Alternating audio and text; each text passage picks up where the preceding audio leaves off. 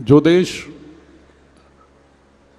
शिक्षा के क्षेत्र में अग्रणी हुआ, वही देश दुनिया में वैश्विक दृष्टि का निर्माण किया।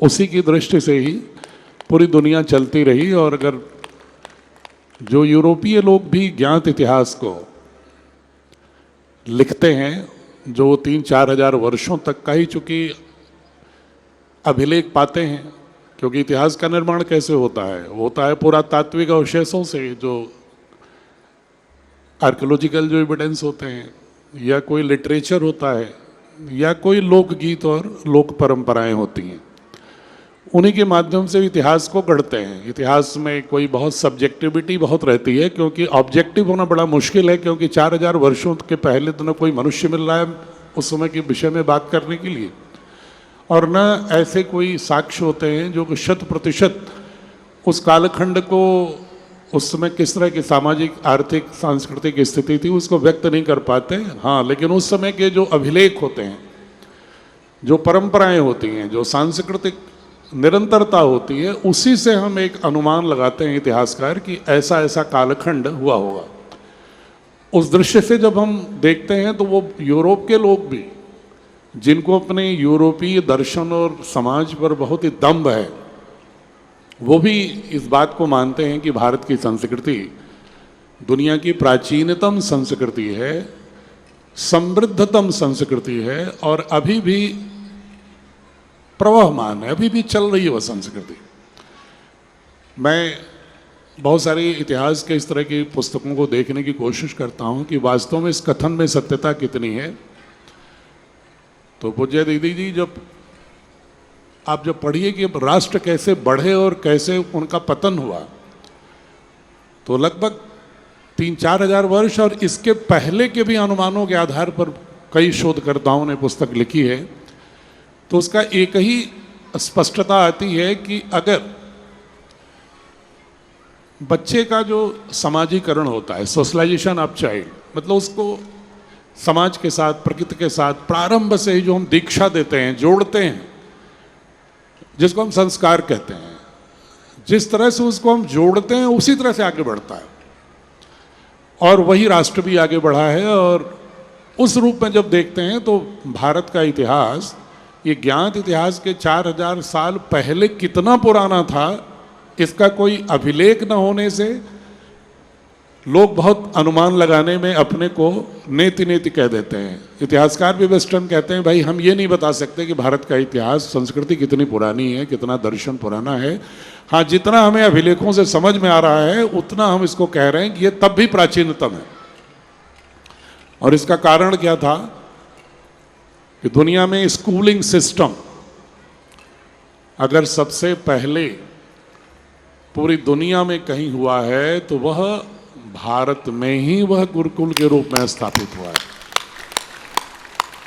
अगर प्लेटो ने अपनी एकेडमी स्थापित किया 400 ईसा पूर्व, अब से 2400 साल पहले, तो उसने भी उसी परंपरा पर किया है जिस परंपरा में भारत के गुरुकुलों की चर्चा वैदिक और उपनिषद काल में दिखती है।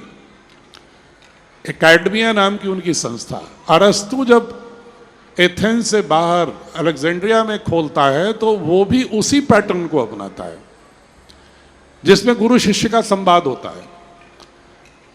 अगर सुकरात को कोई नहीं जानता, अगर प्लेटो जो उसका शिष्य था, सुकरात से किस तरह की, किन विषयों पर किस तरह वार्ताएं होती थी, या सुकरात किस तरह से लोगों से प्रश्न पूछता था, वार्ताएं होती थी, उसका अगर डायलॉग 24 वॉल्यूम में नहीं लिखता तो दुनिया जानती ही नहीं कि सुकरात जैसा एक महान दार्शनिक भी था। लेकिन हमारे यहाँ उपनिषदों में 1-2 सुकरात, 1-2 प्लेटो नहीं, बल्कि असंख्य सुकरात और उनसे भी श्रेष्ठ दार्शनिक आपको मिलेंगे, जो कि प्रश्न करने और प्रश्न के माध्यम से ज्ञान सृजन करने और चुनौतियों का सामना करने के लिए विभिन्न आयामों में समाधान देते रहे हैं। और इसीलिए दुनिया हमेशा कहती है कि भारतीय संस्कृति महान है, और हम भी कहते हैं।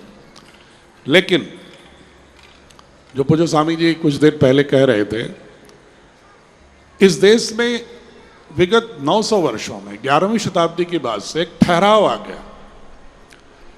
एक कभी कभी होता क्या है ना कि बड़ी कॉम्प्लिसेंसी आ जाती है, पूर्णता का बोध हो जाता है कि हम तो पूर्ण हैं, हमें क्या आवश्यकता है सुधारने की। और जब ये प्रवृत्ति आती है किसी व्यक्ति में, परिवार में, समाज में, राष्ट्र में, तो वह पतन की ओर जाने लगता है। और यही कारण था 11वीं शताब्दी में गजनी, गोरी जो भी आया वो यहाँ पर हमारे शौर्य को रौंदता रहा। क्यों? क्योंकि हम शौर्य को भूल चुके थे, अपने मूल्यों को भूलने लगे थे, अपनी संस्कृति को भूलने लगे थे। और उसका खामियाजा ये हुआ कि हम लोगों को एक लगभग 800-900 वर्षों तक स्वशासन, स्वयं की संस्कृति के अनुरूप शासन, स्वयं की आवश्यकताओं के अनुसार शासन, संसाधनों का स्वयं पर स्वयं द्वारा निर्णय लेकर के प्रयोग करने की जो पॉलिसी मेकिंग होती है, जिसको हम राजनीतिक संस्था कहते हैं, उस पर कब्जा हो गया बाहरी लोगों का। और जब भी राजनीतिक संस्थाएं जो नीति निर्माण करती हैं, नीतियों का क्रियान्वयन करती हैं, अगर वो देश के अंदर से उपजी हुई नहीं है, देश की अपनी संस्था नहीं है, और देश के लोगों द्वारा, बहुतायत लोगों का अगर उसके पावर स्ट्रक्चर में, शक्ति संरचना में अगर उनका योगदान नहीं होता, उनकी भूमिका नहीं होती, तो वह पॉलिटिकल पॉलिसी हमेशा ही राष्ट्र के विपरीत चली जाती है। और यही कारण है कि आप देखोगे गुलाम वंश से लेकर और 1947 तक, कुतुबुद्दीन ऐबक से लेकर और 1947 स्वतंत्रता के समय तक जो कालखंड भारत का रहा, इसके राजनीतिक संस्थाओं पर कब्जा भारत का नहीं रहा, बाहर के लोगों का रहा।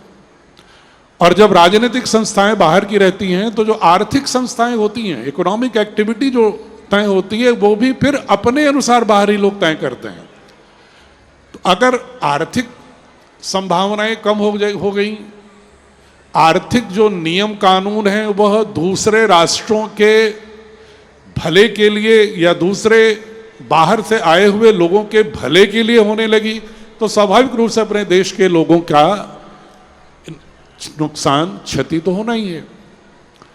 और जब ये क्षति होती है, जब इकोनॉमिक इंस्टीट्यूशन, पॉलिटिकल इंस्टीट्यूशन में हमारी भागीदारी नहीं होती, तो स्वाभाविक रूप से हमारी संस्कृति भी क्षीण होने लगती है। और कभी कभी उसमें निराशा, मरणधर्मिता की स्थिति आने लगती है, और हम धीरे धीरे एक लुप्त प्राय संस्कृति की ओर जाते हैं। लेकिन सौभाग्य रहा भारत का कि बीच बीच में अनेक संतों ने समय समय पर, जब राजनीतिक संस्थाएं पराजित हो गई थी, जब पूरी भारत की स्थिति में हमारी अपनी अंदर से उपजी हुई राजनीतिक सत्ताएं नहीं रह गई थी, बाहर की थोपी हुई राजनीतिक सत्ताएं, राजा आ गए थे, बादशाह आ गए थे, उस समय उन संस्थाओं के होते हुए भी, उनके उत्पीड़नकारी, दमनकारी नीतियों के होते हुए भी साहस अगर किसी ने किया अपनी संस्कृति के रक्षण के लिए, तो तमाम मध्यकाल के संतों ने किया, जिसमें बसवन्ना, संत ज्ञानेश्वर, समर्थ गुरु रामदास, कबीर, रविदास,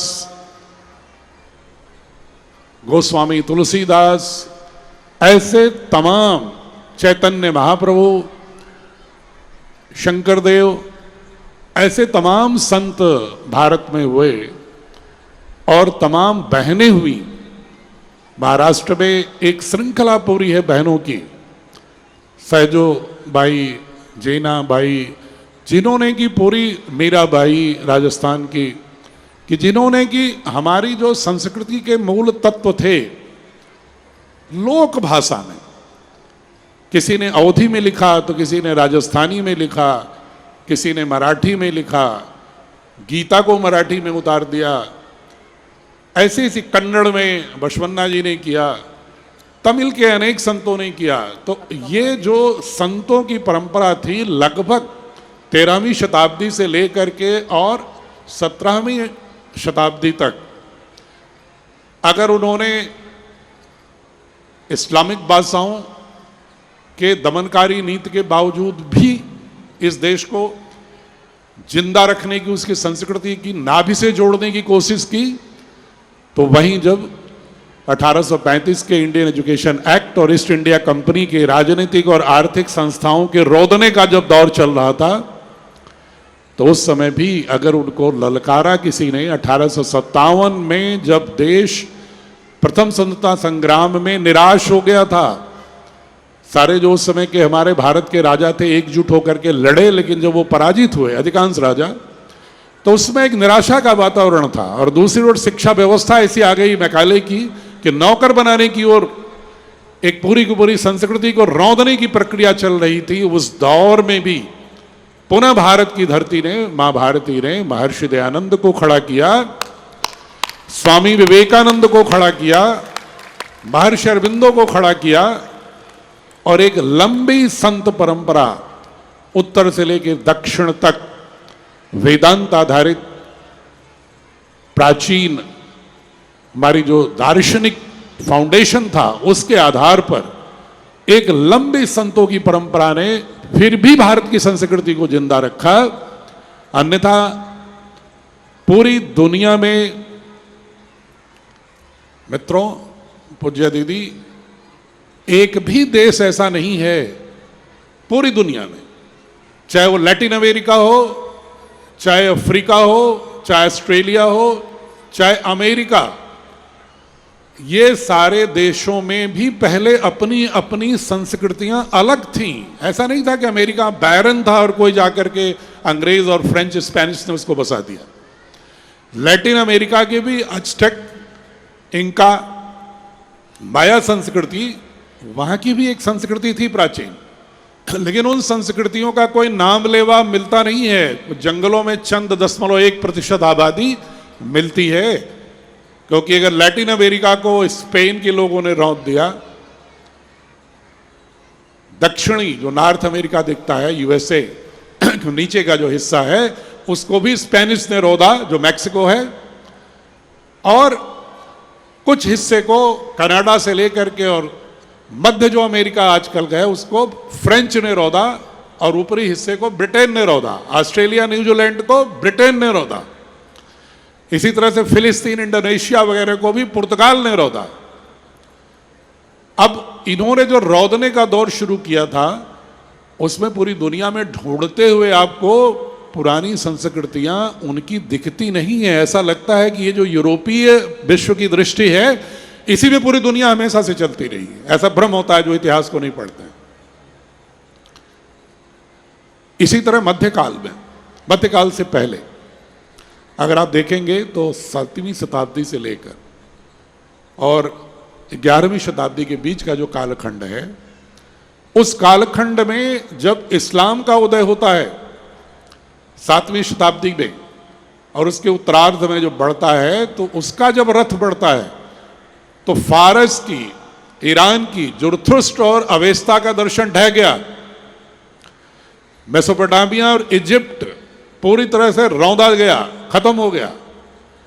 आज कोई भी आपको, अफगानिस्तान, ये जितनी भी आपको मिल रहे हैं देश, नए देश के रूप में खड़े हैं, इनकी अपनी जो संस्कृतियां थी, अवेस्ता, बुद्धिज्म, इन क्षेत्रों में, या मिस्र और मेसोपोटामिया में प्राचीन प्रकृति आधारित संस्कृति, जैसे जो अवेस्ता की संस्कृति थी, जो वेद की संस्कृति थी, उसको पूरा का पूरा कोई नाम लेवा नहीं बचा है। ये चर्चा इसलिए कह रहा हूं कि भारत के संतों की और घर घर में मातृशक्ति की, जिस तरह से भारत की ज्ञान परंपरा को अपने किचन से, अपने वस्त्रों से, अपने त्योहारों में, अपनी आस्थाओं में जीवित रखा है माताओं, बहनों ने और संतों ने, उसी का परिणाम है कि राष्ट्र अभी भी, भारत की संस्कृति आधुनिक काल में भी जीवित है।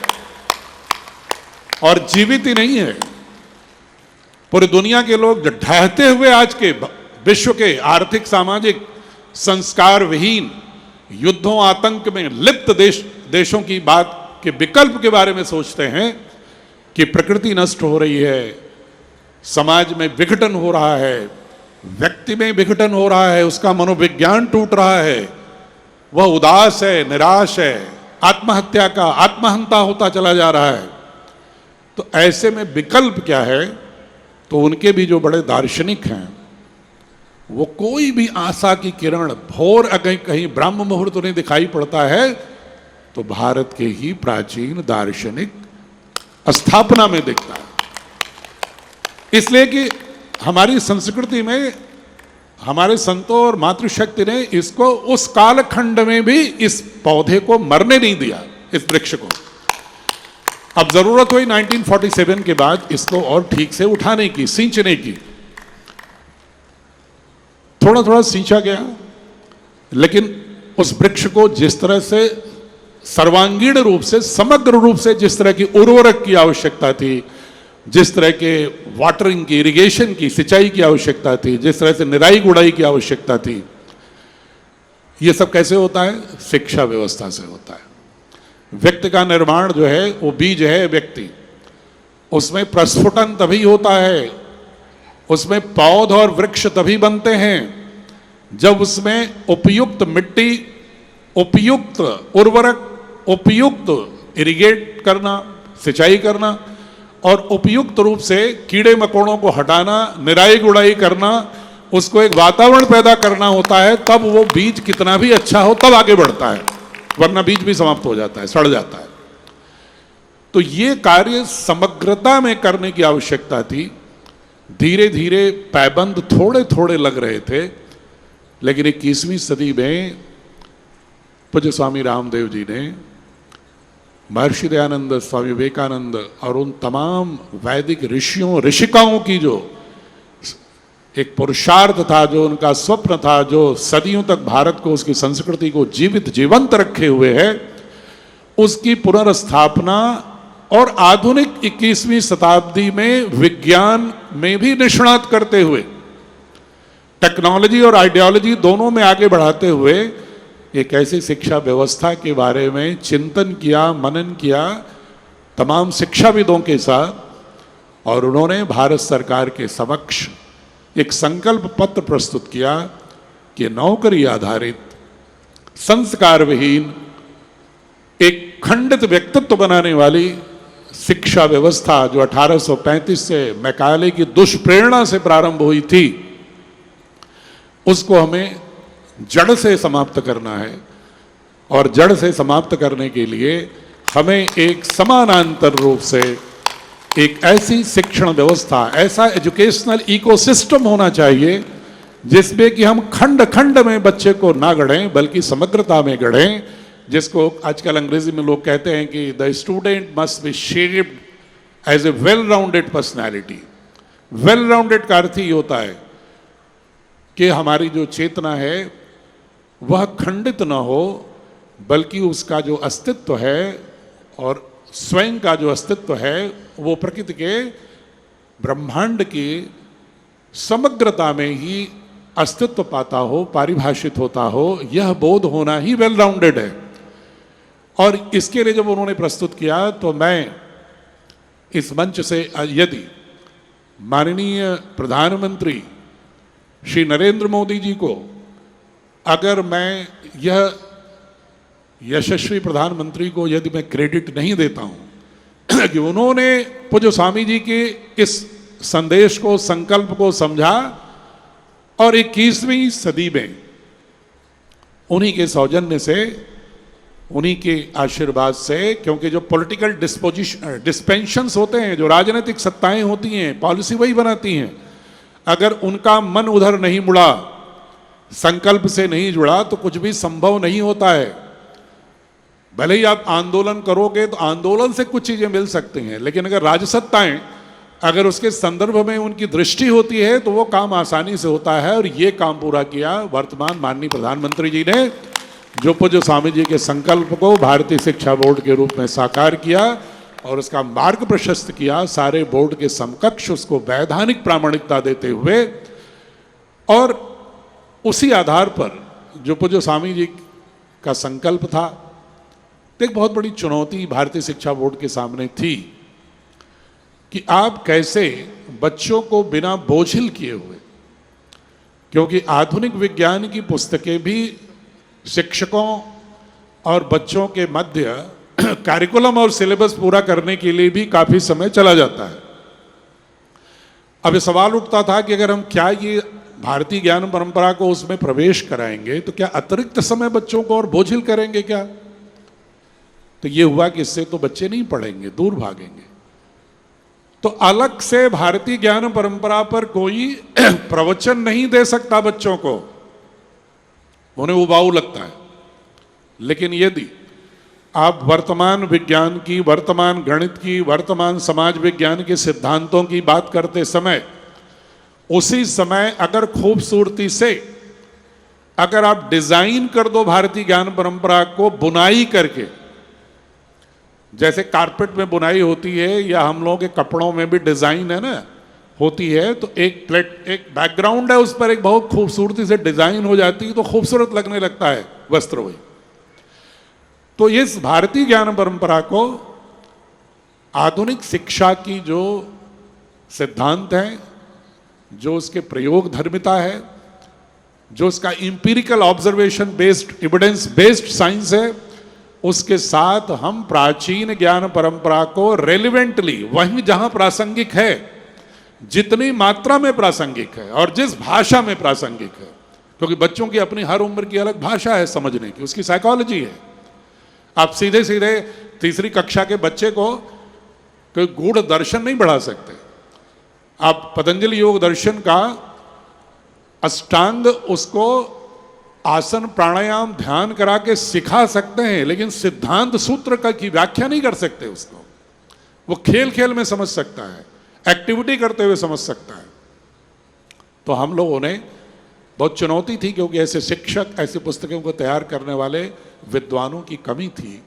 लेकिन फिर भी ढूंढ ढूंढ करके पूरे देश से लगभग 2000 प्रोफेसर्स और 3000 शिक्षकों के साथ पीजीटी, जो अच्छे शिक्षक हैं पूरे देश के, तमिलनाडु से लेकर कश्मीर तक, गुजरात से लेकर के त्रिपुरा तक, उन शिक्षकों को सम्मान दे करके, उनसे वार्ताएं करके, उनको एक बहुत ही उनके पुरुषार्थ को प्रणाम करते हुए उनसे एक पुस्तकें जब तैयार कराई गई, अब उसमें मुझे, इसमें मैं बहुत ही अपने को पृथक रखता हूं कि अपने ही कार्य की स्वयं तारीफ करो।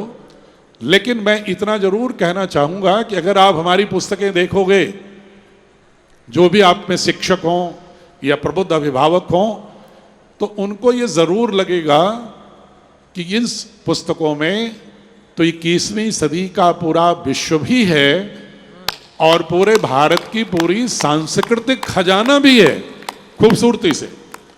और ये दोनों जहां मिल जाता है, जहां पर जिस देश में संस्कृति के मूल तत्व मिल जाते हैं और आधुनिक की यात्रा मिल जाती है, तो जीवन बड़ा समर्थ हो जाता है। जैसे हम अपने व्यक्तिगत जीवन को ही हम सभी लोग देखें, अगर हमें अपने घर के ही पूर्वजों को, परिवार के ही पूर्वजों को, क्षेत्रीय जो महापुरुष हैं, उनके जो मूल्य बोधों से हम जुड़े होते हैं, अपने वैल्यूज से जुड़े होते हैं, और उस समय जो हमें आजीविका के लिए या विश्व के जो वर्तमान वैल्यूज हैं, संस्कार हैं, उनके साथ भी व्याख्या करते हुए, अपने मूल्यों को यथावत न मानते हुए बल्कि 21वीं सदी के आलोक में उसकी व्याख्या करते हुए, उसकी समझ विकसित करते हुए अगर हम कुछ करते हैं, तो निश्चित रूप से हमारा भी अपना जीवन बड़ा सार्थक होता है। इसलिए कि जब हम एक जीवन अगर कोई आइसोलेशन में शुरू करते हैं, मान लीजिए एक बच्चा है, वो सीधे अगर किसी जंगल में उसको डाल दीजिए, उसको आगे बढ़ना है, तो सारे ही उन आयामों से गुजर सकता है, उन भूलों से, उन समस्याओं से, उन असुरक्षाओं से, जिसको सदियों से हमारे पूर्वजों ने उन चुनौतियों को सहने के बाद उसके लिए समाधान प्रस्तुत किया, और वो समाधान पीढ़ी दर पीढ़ी ज्ञान के रूप में ट्रांसमिट होता रहा, संवहन होता रहा। और हमारे यहाँ तो सौभाग्यशाली थे कि गुरुकुलों जैसी एक बहुत सुदृढ़ व्यवस्था थी शिक्षा की, कि भारत की ज्ञान परंपरा को घर में जनरेशन जनरेशन ही नहीं बल्कि समर्थ गुरुओं द्वारा भी ट्रांसमिट हुआ, ट्रांजैक्ट हुआ। तो उस देश में उस बच्चा जो है वो जिंदगी तो है 70, 80, 100 साल की, वो कितना सीखेगा। लेकिन अगर भारत का एक नागरिक है, मैं आपसे अगर बात करूं कि दीदी आपकी बेटी आपकी उम्र क्या है, तो कोई बताएगा 25, कोई बताएगा 40, कोई बताएगा 60, कोई बता देगा 70, जो आप लोग बीच बैठे हुए हो। लेकिन हम भूलते हैं कि ये हमारी बायोलॉजिकल एज हो सकती है, ये हमारी क्रोनोलॉजिकल एज हो सकती है कि जन्म से लेकर इतना दिन हो गया, इतना वर्ष हो गया, लेकिन ये आपकी कल्चरल एज नहीं है, ये सांस्कृतिक उम्र नहीं है। अमेरिका के लोग ये कह सकते हैं, जो सबसे समर्थ देश है, कि उनकी उम्र 250 साल ही है, उनका जो कल्चरल एज है 250 साल मैक्सिमम। इंग्लैंड का मैक्सिमम जो कल्चरल एज है वो 800 साल है। फ्रांस का मैक्सिमम जो आज दिख रहा है उसका कल्चरल एज 300 साल है। लेकिन भारत की जो कल्चरल एज, हमारे प्रत्येक जो जन्मता है इस भारत भूमि पर, इसलिए सौभाग्यशाली है। गायन्ति देवा किल गीत कानी जो आप सुनते हैं शब्द ना, वो कोई व्यर्थ नहीं है, ये इसी सांस्कृतिक उम्र के संदर्भ में है। हमारा कल्चरल एज लाखों वर्ष है और ज्ञात इतिहास के हजारों वर्ष है। इसीलिए महर्षि दयानंद ने कहा था वेदों की ओर मुड़ो। क्यों? क्योंकि तुम्हारी उम्र इन यूरोपियन की तरह 100-200 साल 50 साल की नहीं है। तुम अपने पूर्वजों के उन सारे ऐतिहासिक अनुभव को जानो, उनकी दार्शनिक परंपरा को जानो, उनकी सांस्कृतिक यात्रा को जानो, और फिर आधुनिक संदर्भ में जो विज्ञान है उसको भी जानो, और एक संगठित और सुव्यवस्थित रूप से अपनी युवा पीढ़ी को, बच्चों को ऐसा गढ़ो कि उन्हें नौकरी की रट लगाने की बजाय अपने सामर्थ्य से, उद्यमिता से एक नए नेतृत्व, उद्योग के क्षेत्र में भी, आर्थिक गतिविधियों के क्षेत्र में भी, टेक्नोलॉजी के क्षेत्र में भी, शोध के क्षेत्र में भी ऐसे समर्थ बालक बालिकाएं इस देश में खड़े हों कि जो भारत का पुनर्निर्माण कर सकें और उसकी आधारशिला अपनी हजारों साल पुरानी, लाखों साल पुरानी सांस्कृतिक दार्शनिक पृष्ठभूमि से खड़ा करें। ये हमारा जो कल्चर होता है ना, जो थोड़ी देर जो पहले कह रहा था कि बीज को मिट्टी चाहिए अच्छी, कोई कहता है दोमट मिट्टी अच्छी है, कोई कहता है काली मिट्टी अच्छी है, तो उसी तरह से एक व्यक्ति अगर बीज है तो उसका जो प्रस्फुटन होता है ना, उसके लिए सॉइल क्या है, उसके लिए मिट्टी क्या है, यही है सांस्कृतिक परंपरा, ये उसकी मिट्टी है। अब उस मिट्टी को शोधन करने की जरूरत पड़ती है। ऐसा नहीं कि वो मिट्टी खराब नहीं होती, मिट्टी में विकृतियां आती हैं, हम केमिकल डालते रहते हैं, खराब होती रहती है। तो उसी तरह हमारी जो सांस्कृतिक यात्रा थी उसमें समय समय पर कुछ लोग कोशिश हमेशा करते हैं कि भाई इस समय की व्यवस्था का हम अपने निजी लाभ कैसे उठा लें, और उन्हीं के गर्भ से ओलिगैर्की पैदा होती है, कुलीन तंत्र पैदा होता है। हर व्यवस्था में, हर देश में, हर समाज में, परिवार में हो जाता है। अगर 20 लोगों का परिवार है, कोई एक आदमी डोमिनेट करने की कोशिश करता है कि हमारा निर्णय चले। तो इलीट होना, आभिजात्य की अवधारणा से कब्जा करना किसी व्यवस्था पर एक बड़ा सा एक विकृतपूर्ण मानव विज्ञान है। तो समय समय पर किया लोगों ने, और उसी का परिणाम है कि 900 वर्षों में कोशिश, इतना मध्यकाल के लोगों ने, कबीर ने इतने बड़े बड़े प्रहार किए, इतने बड़े बड़े प्रहार किए हमारी इस विकृतियों पर। रविदास ने इतने कड़े कड़े प्रहार किए, बल्कि एक बेगमपुर नाम का रविदास ने अपनी कविता में देखेंगी दीदी, दोहे में, तो एक कैसा देश होना चाहिए, कैसा समाज होना चाहिए, नगर होना चाहिए, उन्होंने बेगमपुरा नाम से एक पूरी कविता लिखी है। और उसमें जिस आदर्श की बात की है उन्होंने, वो वही आदर्श है जो तुलसी का राम राज्य की अवधारणा है, समान है। और वही अवधारणा जब कबीर लिखते हैं तो कबीर भी एक नगर की बात करते हैं अपने दोहों में कि कैसा होना चाहिए, तो वो भी उसी तरह की कल्पना करते हैं। और वो कल्पना क्या है कि समाज ऐसा होना चाहिए जिसमें किसी प्रकार का जाति और पंथ के आधार पर भेदभाव नहीं होना चाहिए। किसी व्यक्ति का मूल्यांकन पैदा कहाँ हुआ उससे नहीं होना चाहिए। व्यक्ति का मूल्यांकन इससे होना चाहिए कि उसका सामर्थ्य कितना है, उसका समाज के लिए, राष्ट्र के लिए, प्रकृति के लिए योगदान कितना है, इस पर उसका मूल्यांकन होना चाहिए। आप किसी को बाय बर्थ योग्य और अयोग्य घोषित कर देते हो तो वो समाज आगे नहीं बढ़ सकता। और इन बातों को सिर्फ मैं नहीं कह रहा हूं, मात्र पूज्य स्वामी जी नहीं कह रहे हैं वर्षों से, बल्कि इन बातों को जो भी भारत से प्रेम करने वाला रहा है, जो भी भारत से प्रेम किया है, जो भी भारत को एक समग्रता में खड़ा देखना चाहता है, वो समावेशी भारत की बात करता है, इंक्लूसिव भारत की बात करता है।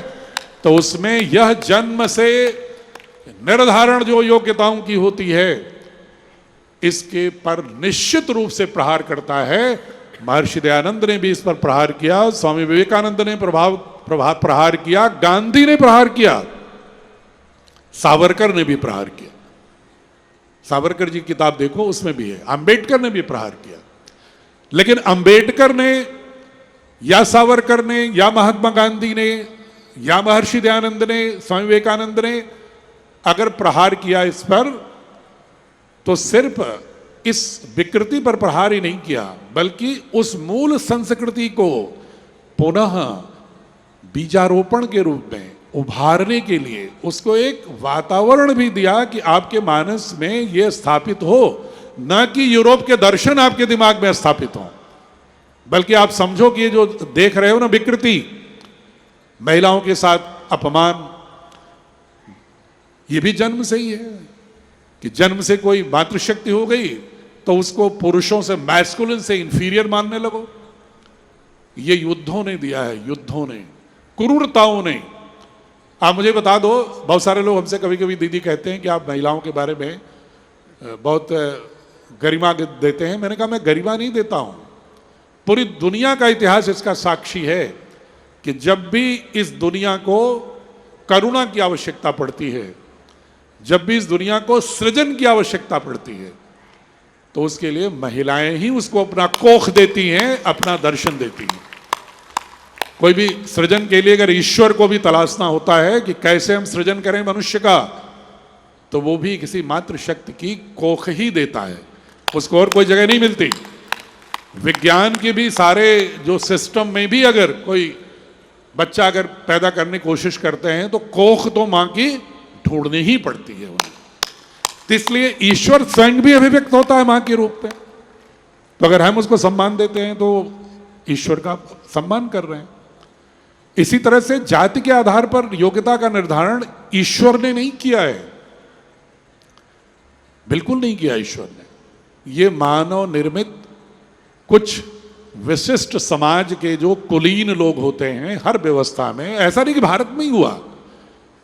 आप यूरोप में जाके देखिए, रोम को देखिए, यूनान को पढ़िए, लैटिन अमेरिका को पढ़िए, अफ्रीका का इतिहास पढ़िए, फ्रांस, जर्मनी, इंग्लैंड, कहीं का इतिहास पढ़िए।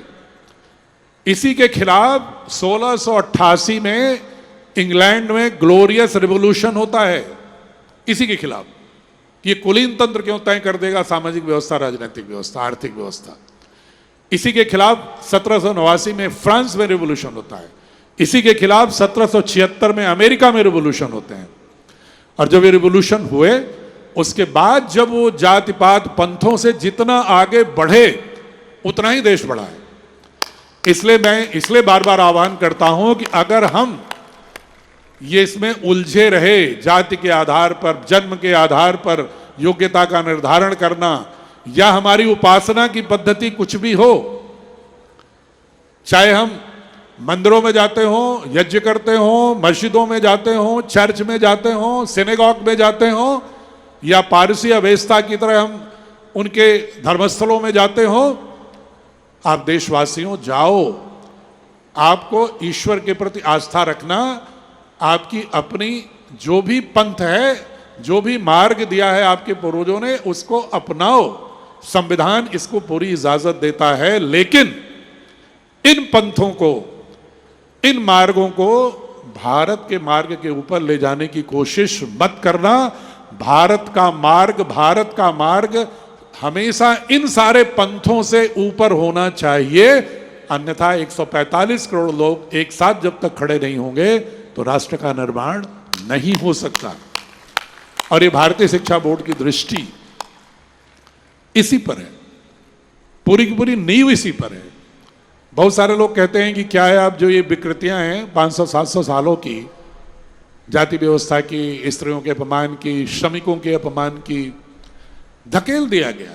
आज दिक्कत क्या होती है हमें, अगर मैं थोड़ा कड़वे भाषा में बोलूं कि अगर ये जो आज स्किल ना होना, हुनर ना होना, जो हमारे भारतीय समाज का बहुत बड़ा एक संकट है, और सारी नौकरी की जड़ और सारे हमारे युवाओं का फ्रस्ट्रेशन, आक्रोश, जो बिल्कुल इसलिए है कि हमारी शिक्षा व्यवस्था नौकरी केंद्रित है, हुनर मार दिया गया।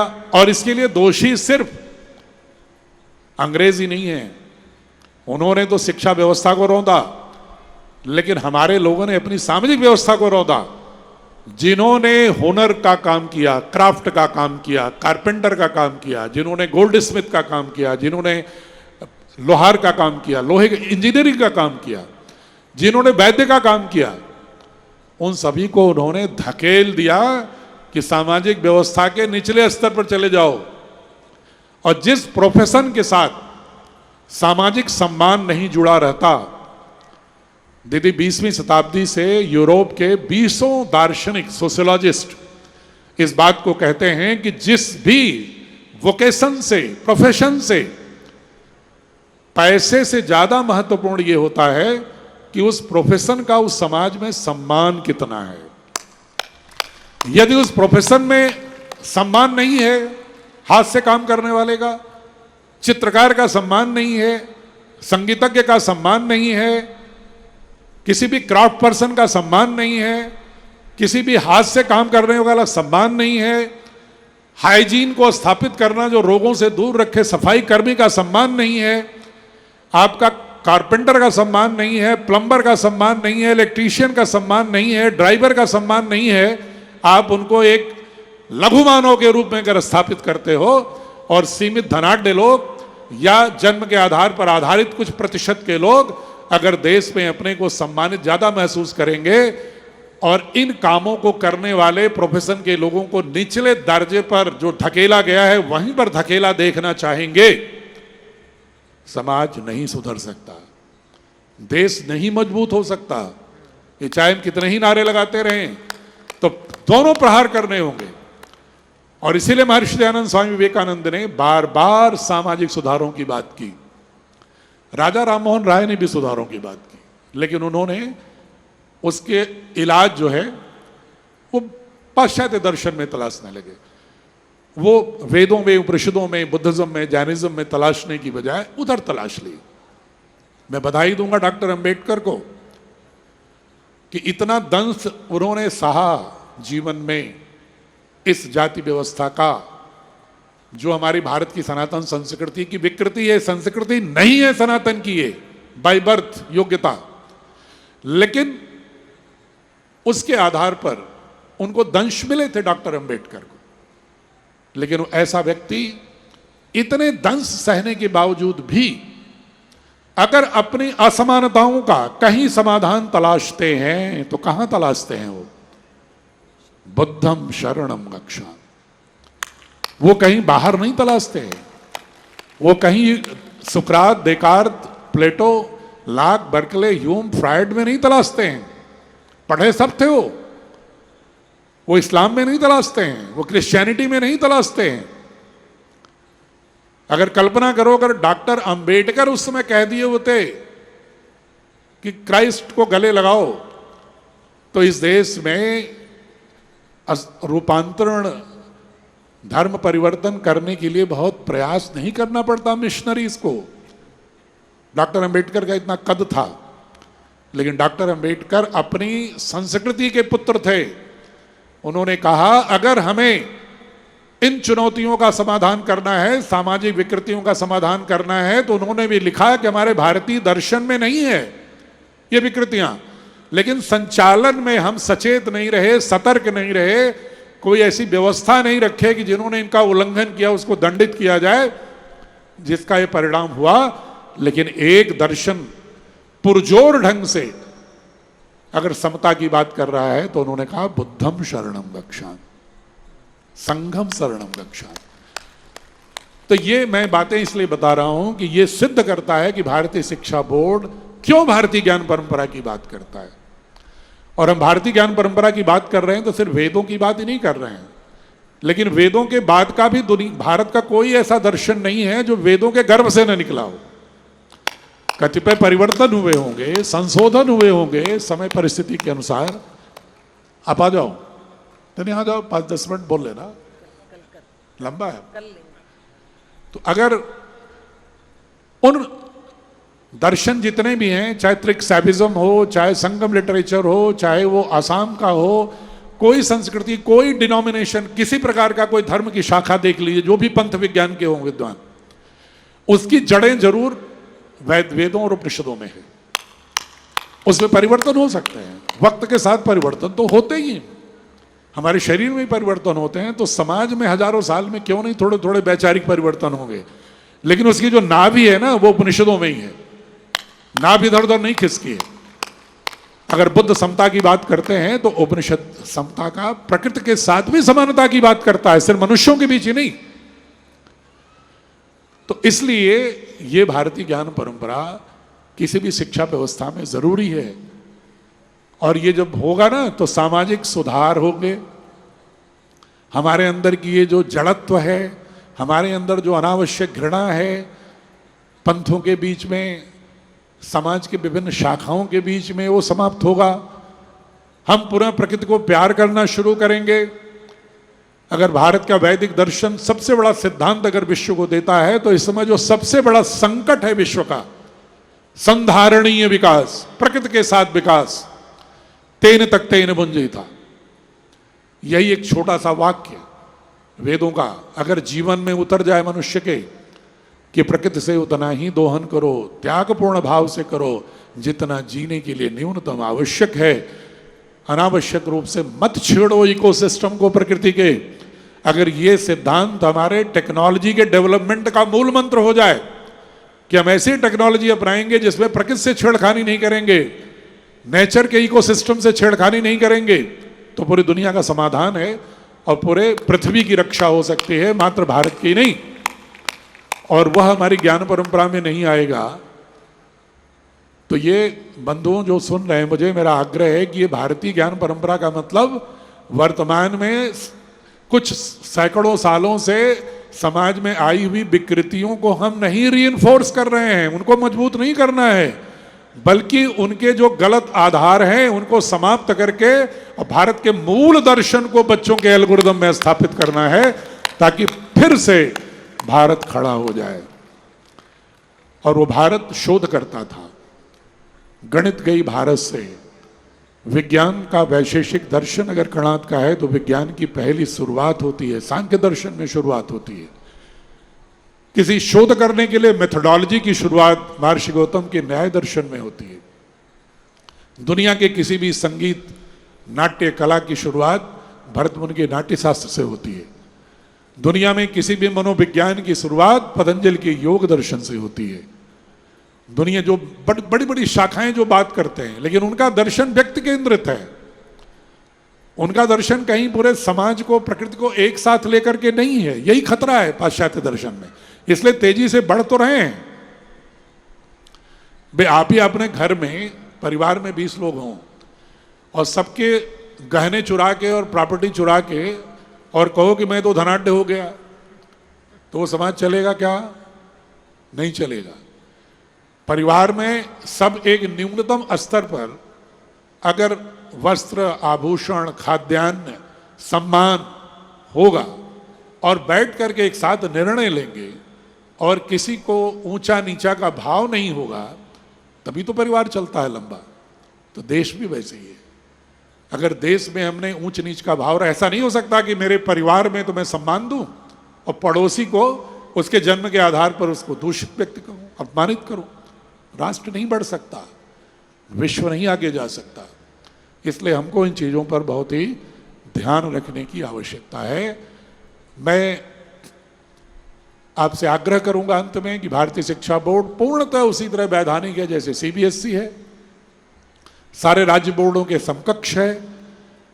जब तक मातृशक्ति इसको एक प्रमुख आंदोलन के रूप में नहीं लेगी कि हमारे बच्चे को सामर्थ्य के साथ साथ संस्कार भी शिक्षा व्यवस्था को देनी चाहिए, और उसके लिए अगर भारत सरकार ने कोई बोर्ड पतंजलि योग पीठ को स्पॉन्सर बनाते हुए कानूनी रूप से खड़ा किया है, तो उस बीज को हमें बटवृक्ष बनाने की सौगंध लेना पड़ेगा माताओं को, और वही तय करती है बच्चों के स्कूलिंग का भविष्य।